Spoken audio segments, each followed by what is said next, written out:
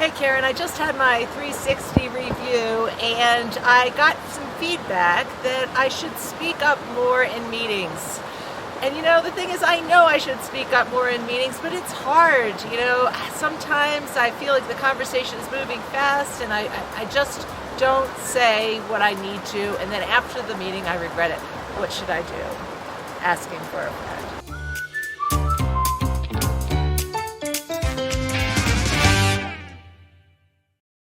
Now, I love this one because this one actually came in from a real good friend of mine who I've known for over 30 years. And here's the thing, I know she has great ideas to share. She's incredibly smart, she's incredibly articulate, and sometimes she's holding back. So if this is happening to you, here's some of my advice. First, I would start before the meeting actually begins. See what you can find out about the agenda of the meeting that's going to happen. No one will be frustrated if you say, hey, I just want to have a better understanding so I can be fully prepared for this meeting. What are some of the important decisions that we're going to be discussing? And get a feel for that.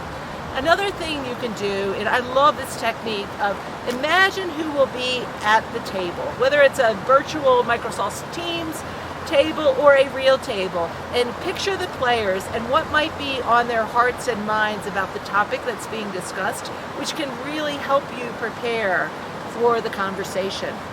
Another technique is to think about what are some of your most important points that you're likely to bring up and write them down in advance so that you can say, you know what, when this topic comes up, here's my most important point of view on the topic, and make sure that you can just have an opportunity to reflect on that.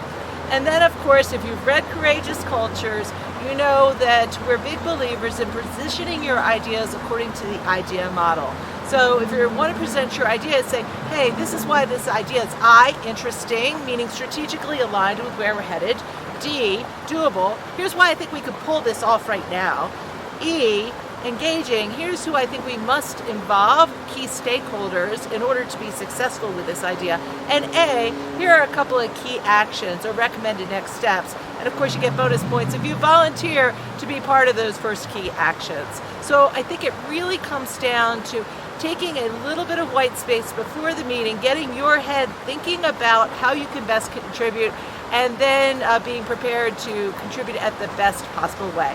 So those are a few of my thoughts. What would you add?